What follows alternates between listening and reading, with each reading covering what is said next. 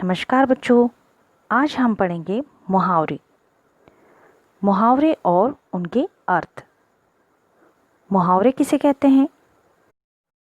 ऐसी वाक्यांश जो सामान्य अर्थ का बोध ना कराकर किसी विशेष अर्थ का बोध कराते हैं, उन्हें मुहावरा कहते हैं। मुहावरे के कारण भाषा में सरलता आती है, सौंदर्य बढ़ता है, परंतु मुहावरे स्वतंत्र रूप से नहीं आते। इनका प्रयोग वाक्य के प्रसंग में ही होता है, तभी इनका विशेष अर्थ प्रकट होता है। अर्थात मुहावरों को अकेले नहीं बोल सकते, मुहावरों का वाक्यों के साथ बोलना ही उसका विशेष अर्थ प्रकट करता है। आओ बच्चों, हम कुछ मुहावरे पढ़ें और उनके अर्थ समझें। अक्ल पर पत्थर पड़ना, बुद्धि नष्ट होना, आसमान सर पर उठाना, बहुत शोर करना, आंसू पोंछना, धीरज दिलाना, आग बबूला होना, बहुत क्रोध करना, आंखें दिखाना, धमकाना, डराना, कमर कसना, तैयार होना, एक और एक 11, एकता में शक्ति होना, कान भरना, चुगली करना, कलई खुलना, बात सामने आना, खरी खोटी सुनाना, बुरे वचन कहना, खाक छानना, मारे मारे फिरना, घी के दिए जलाना, प्रसन्नता प्रकट करना, चैन की बंसी बजाना, सुख से रहना, नाक कटना, इज्जत जाना, नानी याद आना, होश ठिकाने आना, 9 2 11 होना, भाग जाना, पेट में चूहे कूदना, भूख लगना, हाथ धो बैठना, खो देना, हाथ मलना, पछताना, दूध का दूध, पानी का पानी, उचित न्याय करना। बच्चों, अब आपकी बारी। चित्र को देखकर संबंधित मुहावरा लिखिए।